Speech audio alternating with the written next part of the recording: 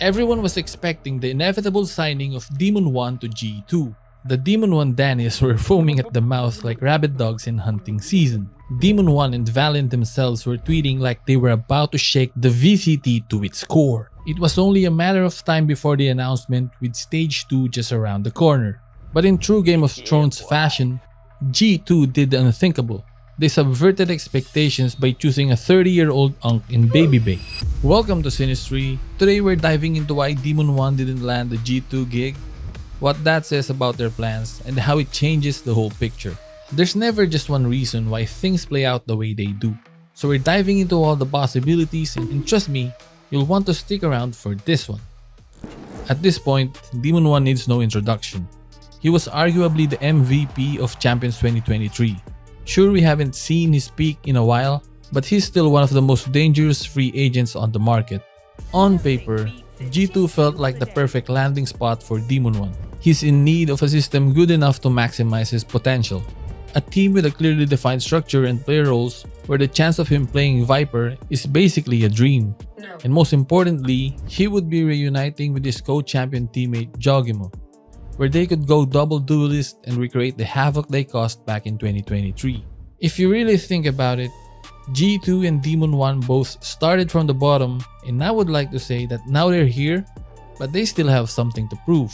For G2, it's that elusive international trophy, and for Demon1, it's proving he's not washed and that he belongs in the GOAT conversation. Sadly though, none of that ever happened, because G2 went left when everyone thought they'd go right. And you might be wondering why. Well, that's what we're talking about next. Let's start with the role fit.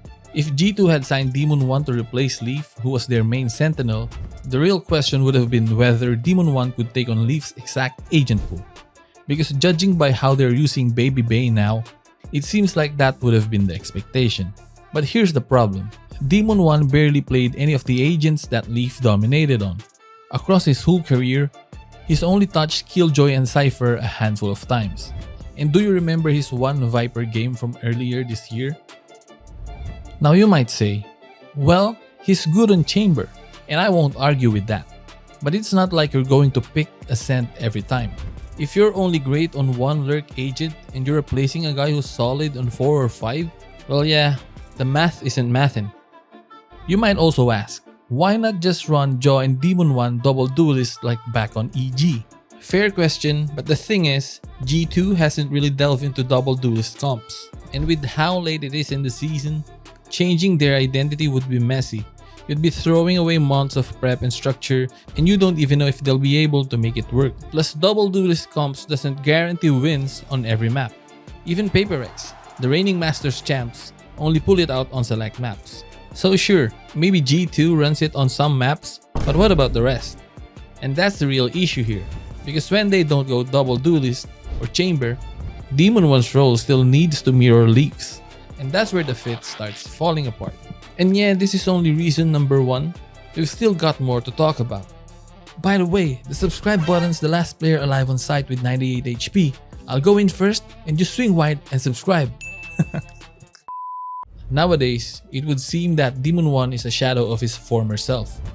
But despite that, we have reason to think he still commands a premium. He was a world champion after all.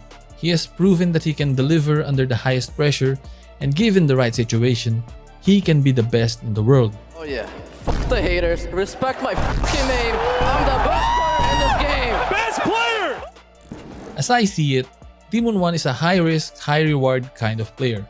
You don't have the assurance, but you're banking on your team's capabilities to be able to maximize this type of player. But sadly, no one else was able to crack the code on how to maximize Demon1 except for Potter. She just knew how to bring out peak Demon1. She gave him the confidence and structure to dominate that you gotta ask, what was in her playbook that every other coach is missing? Now let's get back to the topic. With how little time is left in the season, it's pretty clear this isn't an ideal time for G2 to pay a hefty sum for a sub. And you also gotta take into account the buyout or loan amount since Demon1 is still in Lev's contract jail. And we don't know exactly when Leaf is coming back. But everything about how G2 handled this feels like a band-aid solution, and it signals Leaf might be returning sooner rather than later. Now let's talk logistics. In terms of being readily available, I think Babybay wins this by a mile. Before he got signed, he was a caster literally hanging around near the Riot Arena like it was his second home. Meanwhile, Demon1, you could argue he's also in LA, but I found a video of him saying he's chilling in San Diego with friends. No, I was out of town in San Diego with some of my friends. And while that's technically still SoCal, it's clear Demon1's got other things going on. Or does he? Like, this is how it went. Like, I just got messaged to try out. It wasn't like, you know, oh, we're picking you, you're on the fucking team. And then I like get back to NA, jet lagged as hell. I got to compete against Demon1. And it's like, no, you know what I mean? It's like, what? What are we talking about here?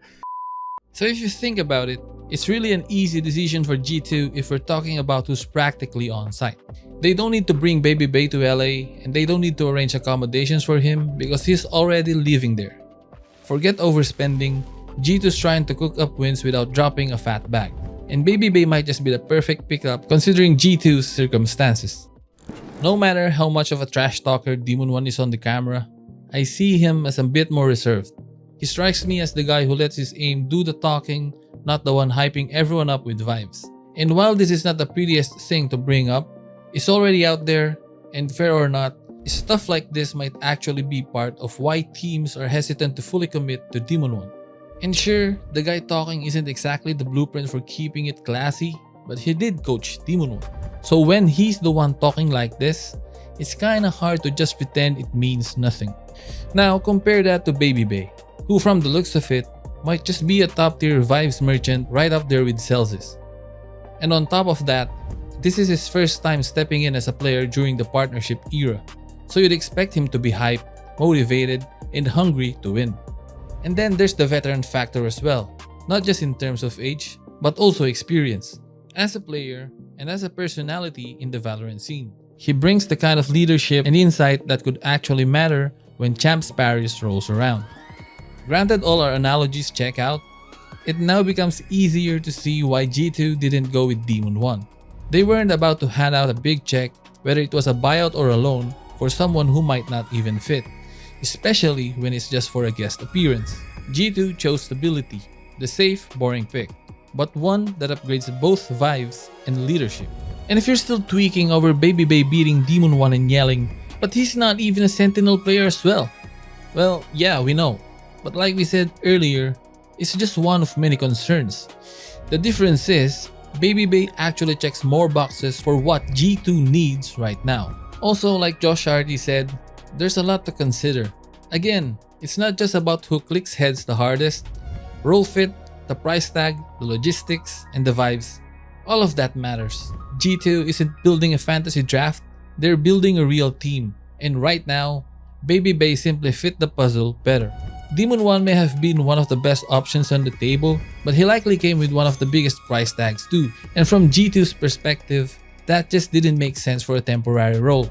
They wanted someone steady, a seasoned veteran who could bring structure, pass on experience, and help stabilize the team through this stretch. And it's also possible Demon1 simply said no. To answer your question, I said no, I was out of town. Not because he couldn't fill the role, but because he had no reason to. At this stage of his career, taking a short-term sub spot doesn't exactly move the needle. He's already won the biggest trophy in the game. Why accept a placeholder role when he could wait for something more permanent? Still, you can't help but think of the what-ifs.